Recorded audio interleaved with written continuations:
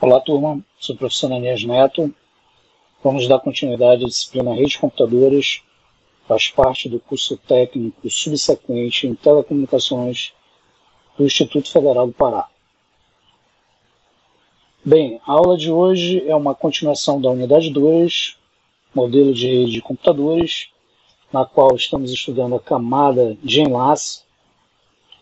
Então, a aula de hoje é um complemento das aulas anteriores, onde iniciamos o estudo da camada de enlace, falando sobre os conceitos introdutórios, serviços, composição do quadro da camada de enlace e os códigos de detecção de erro. Na aula de hoje vamos falar do método de controle de acesso utilizados na camada de enlace e alguns protocolos da camada de enlace. Pois bem, vamos ver então o que seria um método de controle de acesso, como é que ele está dividido e alguns exemplos desses métodos de controle de acesso. E aí em seguida vamos entrar e verificar como funcionam alguns protocolos da camada de enlace. Bem, método de controle de acesso.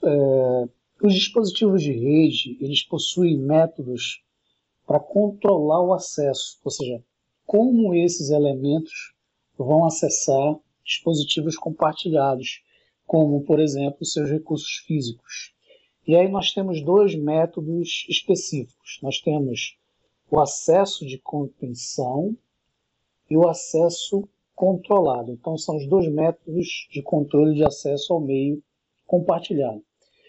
O acesso de contenção, todos os dispositivos eles vão operar no modo de transmissão Half Duplex, lembrando que o Half Duplex é uma comunicação em ambos os sentidos, só que de forma alternada.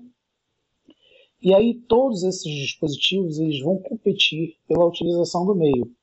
No entanto, somente um dispositivo, somente um computador, somente um host, ele pode acessar o meio por vez. E aí os exemplos do acesso de contenção, nós temos o protocolo CSMA-CD, utilizado, por exemplo, na tecnologia LANs Ethernet 802.3, e o CSMA-CA, utilizado em tecnologias WLANs, as redes sem fios, 802.11. No segundo método, que é o acesso controlado, cada dispositivo vai possuir um tempo para acessar o meio. E aí esse tempo é pré-determinado e os demais dispositivos vão aguardar esse tempo para acessar o meio de acordo com a sua vez. Então, um exemplo específico de acesso controlado é uma tecnologia bem antiga chamada de Token Ring. Então, nessa tecnologia, as máquinas elas acessavam um anel lógico e para ganhar o meio, para ter acesso ao meio, eles precisavam receber esse token, onde cada dispositivo tinha um tempo de acesso para acessar esse meio compartilhado. Então agora a gente vai ver, por exemplo, um protocolo CSMA-CD, que funciona na camada de enlace, que faz parte do acesso de contenção, onde os dispositivos eles só podem acessar o meio um por vez. Então, se um host ou uma máquina acessar o meio, os demais devem aguardar. Então vamos entrar lá nos tipos de protocolos da camada de enlace, entender como funcionam alguns protocolos dessa camada. Então o primeiro protocolo que a gente vai ver é o CSMA, ou seja, o CSMA padrão, sua primeira versão. CSMA significa Carrier Sense Multiple Access, acesso múltiplo por detecção de portadora. Então nesse mecanismo implementado pelo protocolo, existe uma coordenação na transmissão, e essa coordenação se dá de forma distribuída. Eu vou ter vários elementos que vão compartilhar o meio. E no CSMA padrão, o esquema ele é baseado na atividade elétrica do meu meio. Então, o meu meio ele é analisado através de uma atividade elétrica para determinar o estado desse meio físico. E esse meio que detecta, esse procedimento que detecta o meio, chamamos de portadora. Então, quando um computador estiver enviando um quadro, um conjunto de informações no meio, provavelmente eu vou ter um sinal de portadora no meio. Caso contrário, se ele não estiver enviando nada, o meu meio vai estar disponível, vai estar livre. Então, o CSMA ele trabalha com essa ideia da portadora, né? Então, quando nenhum computador estiver enviando um quadro, o meu meio não vai conter sinais elétricos, né? Caso contrário, se estiver enviando dados, o meu meio vai ter um sinal elétrico que a gente chama de portadora. Bem, então como eu falei, né? Se não houver nenhuma portadora no meio, as máquinas que compartilham esse meio, eles vão poder transmitir um quadro. E aí, se houver uma portadora, as máquinas que compartilham esse meio devem esperar, né, até que um determinado dispositivo remetente termine a sua transmissão. Então, a ideia dentro da tecnologia CSMA é procurar uma onda portadora, né, onde ele chama de detecção de portadora. Então, antes de transmitir, qualquer dispositivo escuta o meio. Se o meio estiver disponível, ou seja, sem nenhuma portadora, se transmite. Caso contrário, se o dispositivo escuta o meio e detecta uma portadora, ele deve aguardar para que esse meio seja disponível. Bem, o CSMA ele permite que cada computador determine se um cabo compartilhado já está em uso, como a gente viu, né? Então ele detecta uma portadora. Se essa portadora estiver no meu meio físico, é porque ele está em uso. Caso contrário, ele está disponível. E aí ele previne que um computador ele interrompa uma transmissão em andamento. Então, se um computador quer transmitir, obviamente ele escuta o meio, ele verifica que o meio está em uso, então ele não vai transmitir. Porém, o CSMA ele não pode prevenir todos os conflitos possíveis, como, por exemplo, as colisões. Então, é possível que dois dispositivos escutem o meio ao mesmo tempo, verifiquem que não existem portadoras no meio, então o meio para cada um está livre, e aí eles iniciam a transmissão. O que vai acontecer? Colisões. Então, o protocolo CSMA padrão, ele não detecta colisões. Daí surgiu uma versão do CSMA, que é o CSMA-CD, onde agora eu vou detectar colisões no meu meio compartilhado. Então, a colisão ela vai produzir uma transmissão adulterada dos quadros, né, gerando dados incorretos. Então, a colisão ela não é bem vista dentro de um meio de comunicação de dados. E para resolver esse problema, o CSMA padrão ele implementa a detecção de colisão, que é o Collision Detection. Então, a detecção de colisão ela vai determinar se o sinal no meio físico difere do sinal que a estação, por exemplo, está enviando. Então, se houver uma diferença entre esses sinais, provavelmente uma detecção ocorreu. Então, se uma colisão é detectada, a estação remetente ela para imediatamente de transmitir. Bem, o CSMA-CD ele faz mais do que apenas detectar colisões, ele procura recuperar também essas comunicações. Como isso é feito? Então, após uma determinada colisão, a estação ela deve esperar que o meio, né, que o meu meio físico se torne novamente inativo. Porém, a outra estação envolvida nessa colisão, ela pode verificar o mesmo procedimento.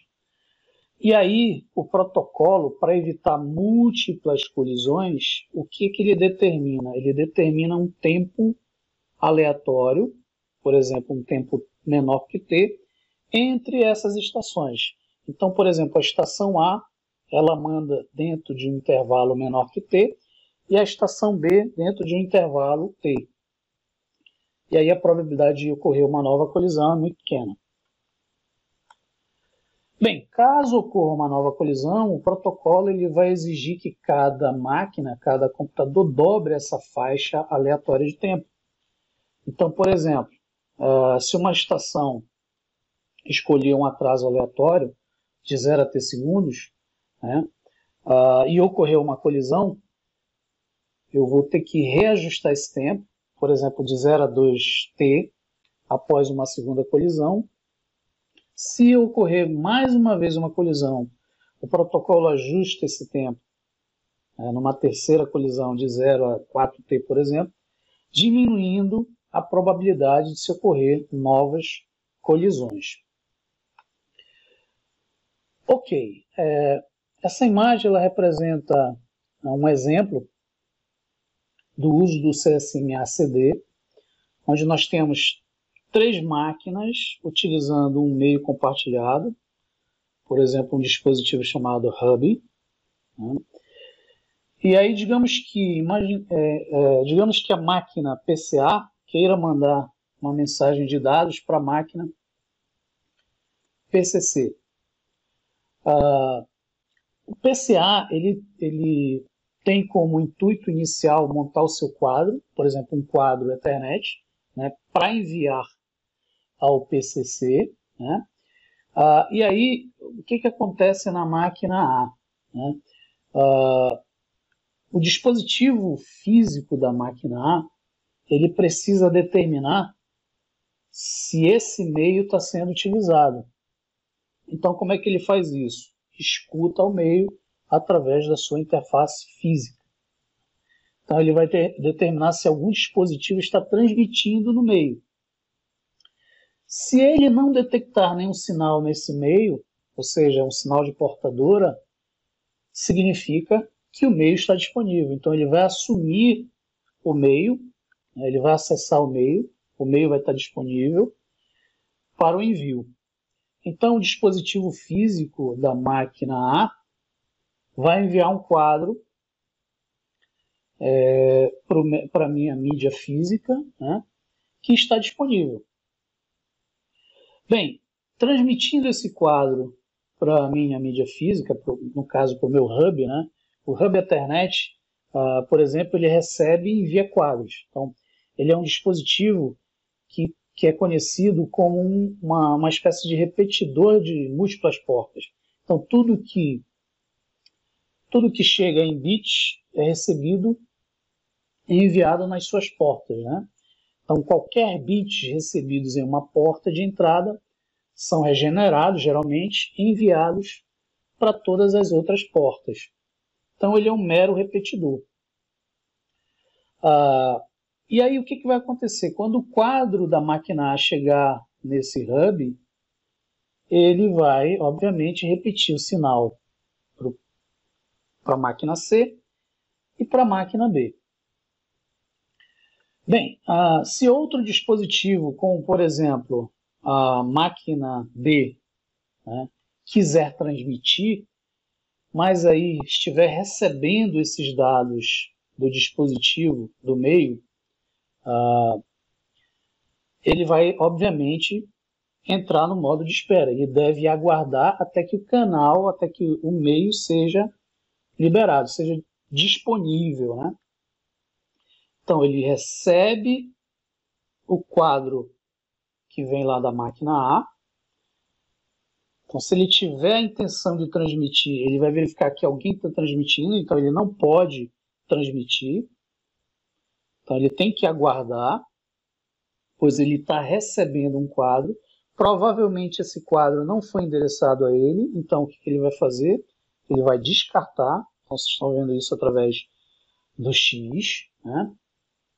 E, obviamente, ele deve aguardar o meio ser liberado para que ele ganhe acesso ao meio e transmita. Bem, aí todos os dispositivos conectados ao hub, como eu falei, eles vão receber os quadros, inclusive a máquina para onde o quadro foi endereçado, né? E aí, mais uma vez, a máquina A, quando ela monta o quadro Ethernet, ela especifica o endereço físico destino, o endereço IP origem e destino. Então, a máquina C ela vai receber esse quadro e ela vai verificar que esse quadro foi endereçado para ela através do seu endereço MAC e do seu endereço IP.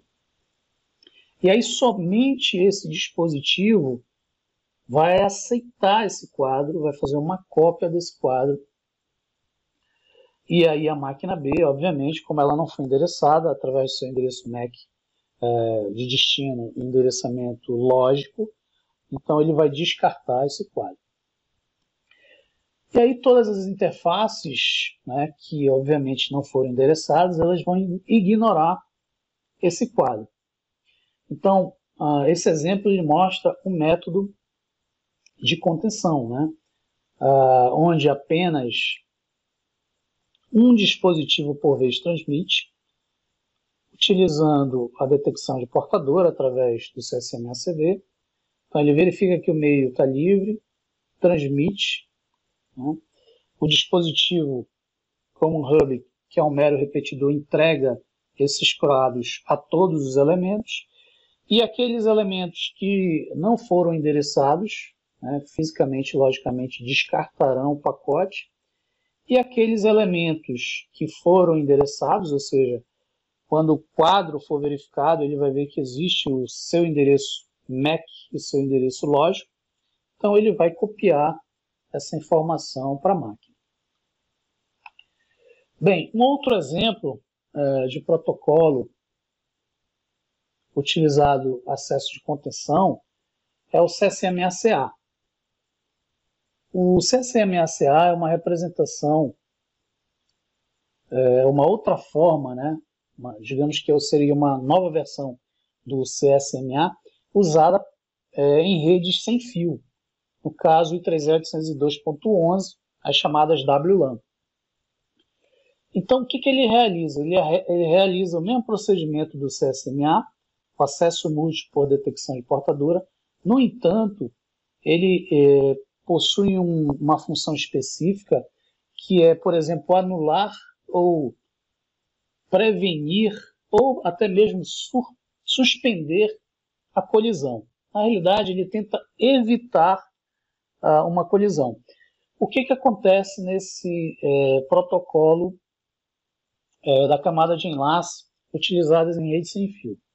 Bem, ele possui um método semelhante ao CSMA/CD, né, para detectar se o meio está livre.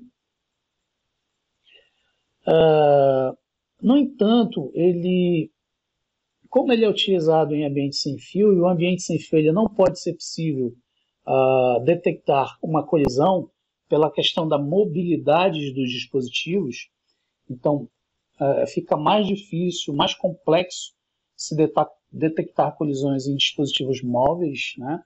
O CSMA ele procura evitar essa colisão. Por isso que ele recebe essa denominação, né, que é o Collision Avoidance. Então ele procura suprimir, ele procura evitar a colisão antes de transmitir.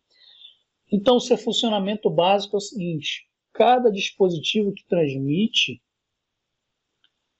ele vai receber, ele vai ser determinado um tempo necessário para a transmissão. Então, por exemplo, o Note A, ele está recebendo um quadro da rede sem fio, então ele tem um tempo necessário para essa transmissão. Todos os demais dispositivos na rede sem fio, eles também vão receber essa informação e sabem qual é o tempo que o Note A vai ter acesso à mídia. E aí, dessa forma, esses dispositivos eles não podem utilizar o canal da rede sem fio. Então, eles vão verificar que o canal não está disponível por um determinado período de tempo, pois ele está sendo utilizado por uma máquina específica. Então, eles vão aguardar até que eles recebam esse período de tempo específico também. Então, o Note A, então, se o Note A estiver recebendo uma informação, é porque ele está usando aquele tempo necessário para a transmissão, né, de um quadro sem fio no ponto de acesso. E aí os Notes B e C, eles também vão ter essa informação, né, eles também vão ver essa informação do quadro. No entanto, né, eles não vão poder utilizar o meio, porque o meio está sendo utilizado por uma máquina específica.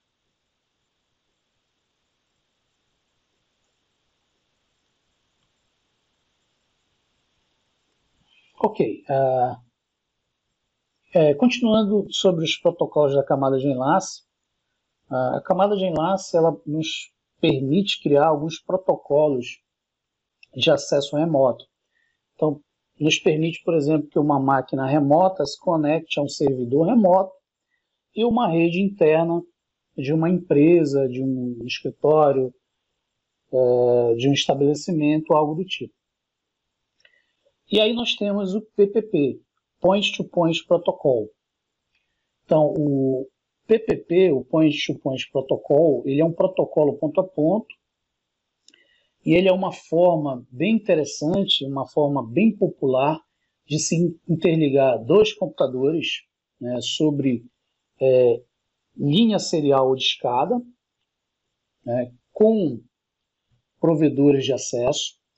E aí, por exemplo, um determinado usuário remoto, ele configura uma conexão ponto a ponto entre o computador remoto e o servidor de acesso remoto, que a gente chama de RAS, Remote Access Server, né?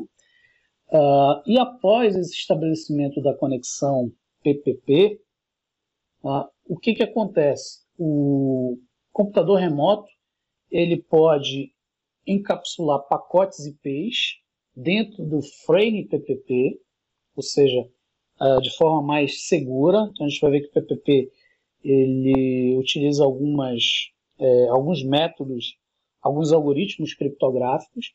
Então, os pacotes IPs eles vão ser encapsulados no frame PPP e vão ser transmitidos dentro da conexão point-to-point. Do outro lado da conexão, o servidor remoto, no caso RAS, ele vai retirar esse pacote, ele vai fazer o processo de desencapsulamento, né, e entregar essa informação para a rede interna. Então, o protocolo ele estabelece uma forma de comunicação segura, criando um túnel virtual, onde você vai ter uma conexão segura. Então, essa figura ela ilustra o que eu acabei de comentar, né? O protocolo ele determina que um computador remoto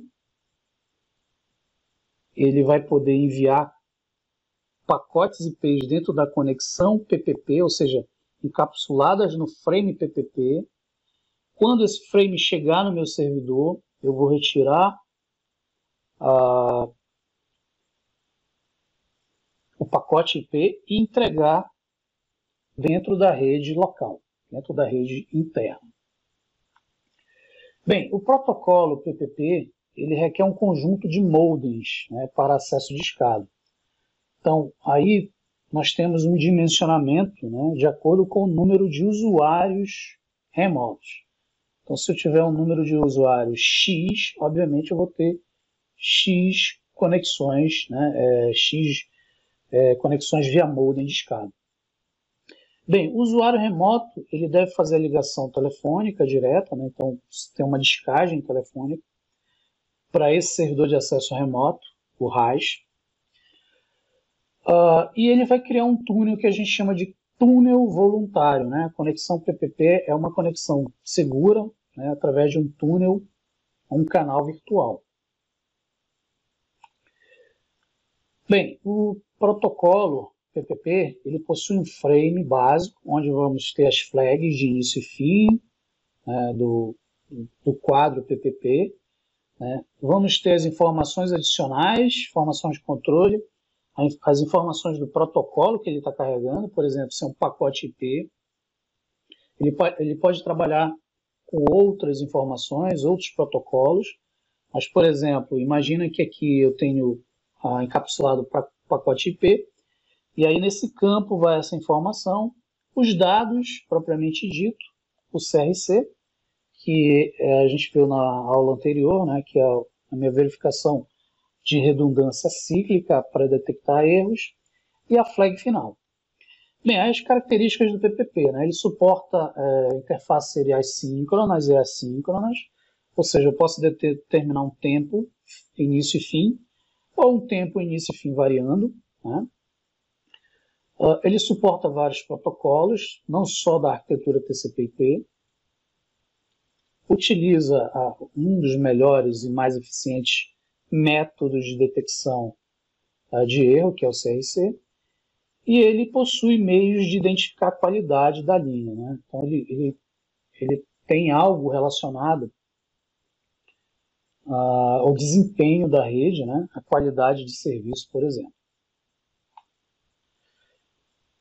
Ok, um outro protocolo da camada de enlace é uma extensão do PPP, que é o chamado PPTP, Point-to-Point Tunneling Protocol.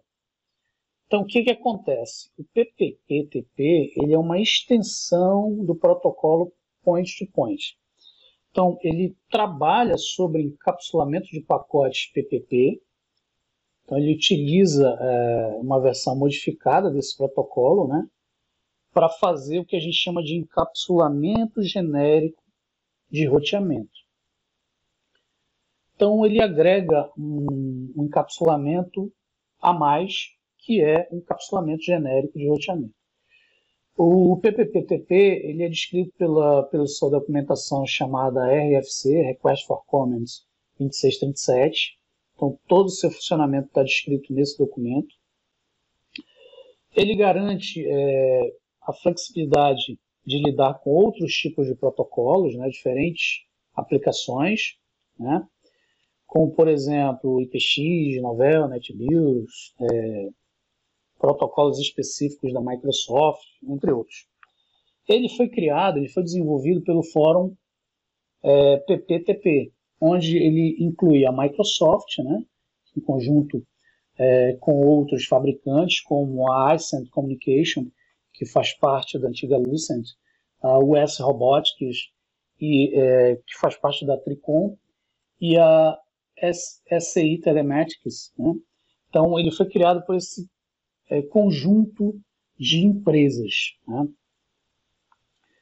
Bem, o PPTP ele estabelece a conexão através de 3 elementos envolvidos. Quais são esses elementos? O cliente PPTP, ou simplesmente chamado PAC, que é o PPTP Access Concentrator, e aí ele cria um cliente da conexão PPTP. Vamos ter o servidor de acesso à rede, o NAS, e o servidor PPTP. Ou seja, na conexão PPTP, vão ser realizadas 2 conexões, uma entre o cliente PPTP ao NAS e outra conexão do NAS ao servidor PPTP. Então, inicialmente, como é que funciona o protocolo? O cliente se conecta ao NAS, a um servidor de acesso à rede, né, mediante uma ligação de escada através de um provedor de acesso, usando o protocolo nativo, point-to-point. Então, uma vez conectado, o cliente pode enviar e receber pacotes via internet. E aí, como eu comentei, né, essa é a primeira conexão. Existe uma segunda conexão, que agora é realizada sobre a conexão PPP, né, existente, interligando ao servidor PPP ao usuário remoto. E aí os dados dessa segunda conexão são enviados na forma de datagramas IP que contém os pacotes PPP encapsulados dentro da conexão PPP-TP. Bem, o que há de diferente nessa conexão? Ele vai agregar aquele encapsulamento genérico de roteamento. Então, a segunda conexão ela vai ser criada, um túnel, do servidor PPP-TP, ou seja, do NAS ao servidor, e aí eu vou entregar essa minha informação à minha rede local, à minha rede interna. Então, o usuário ele envia os pacotes, que são encapsuladas via PPP-TP ao primeiro servidor NAS. Então, essa é a primeira conexão. Logo em seguida, um servidor NAS, ele cria o canal de conexão PPTP a um servidor específico, onde ele vai entregar esse pacote IP dentro da minha rede local. Bem, basicamente, nós temos a conexão PPTP especificada, por datagramas IPs. Então, essa figura ela vai descrever os pacotes envolvidos na conexão PPTP. Então, inicialmente, são criados os datagramas IPs original. Então, nesse primeiro passo, nós temos datagramas IP original. No segundo passo, esses datagramas eles são encapsulados ao meu frame PPP. No terceiro passo, e aí entra uma das funcionalidades do protocolo PPP-TP, o frame PPP ele vai ser usado para encapsular o que a gente chama de roteamento genérico. Então, eu vou incluir o cabeçalho desse meu roteamento e o cabeçalho do endereço IP. No quarto passo da conexão, o datagrama representa o frame PPP todo construído, ou seja, dentro do meu datagrama, onde ele vai poder, por exemplo, pegar esse pacote e enviar pela internet, fazendo todo aquele procedimento de roteamento, só que utilizando um túnel virtual, um túnel PPTP. Então, o quarto passo, ele cria, na verdade, a primeira conexão PPTP. No quinto passo, percebam que é retirado o cabeçalho PPP, e aí esse pacote ele vai ser, obviamente, roteado, enviado, por exemplo, pela internet de forma segura, através de um túnel virtual PPTP criado. O sexto passo, eu vou entregar essas informações ao servidor específico PPTP, e aí ele vai retirar os cabeçalhos que ele não precisa, o cabeçalho IP e o cabeçalho de roteamento genérico. E, por fim, no passo 7, o servidor PPTP, ele retira o cabeçalho do protocolo nativo, PPTP, e coloca o datagrama dentro da rede interna, ou seja, é entregue de forma segura de um elemento remoto, de um dispositivo remoto, a uma rede interna de uma determinada corporação. Bem, o protocolo, PPTP, ele não inclui privacidade e gerência de chaves criptográficas. Ou seja, a autenticação ela fica a critério do servidor de acesso remoto, RAS, que é implementado pelo point-to-point. Então, o point-to-point ele vai garantir, por exemplo, a criptografia do túnel virtual PPTP. E aí ele suporta, por exemplo, o AP, que é o Password Authentication Protocol. Ele suporta o SHAP, que é o Challenge Handshake Authentication Protocol, e o MS-SHAP, que é proprietário da Microsoft, o Microsoft Challenge Handshake Authentication Protocol. Então percebam que o PPPTP ele não foi criado com o intuito de estabelecer mecanismos de segurança. Isso ficou a critério da versão anterior, justamente na primeira conexão, e repassada para a segunda conexão entre o servidor de acesso remoto e o servidor PPTP. Bem, gente, agradeço a compreensão de vocês mais uma vez. Isso é um resumo de alguns protocolos utilizados na camada de enlace. Espero que vocês tenham entendido o assunto, compreendido o assunto. Na próxima aula, provavelmente vamos ver um conteúdo prático relacionado à camada de enlace no simulador. Então agradeço mais uma vez a compreensão de todos e até a próxima aula.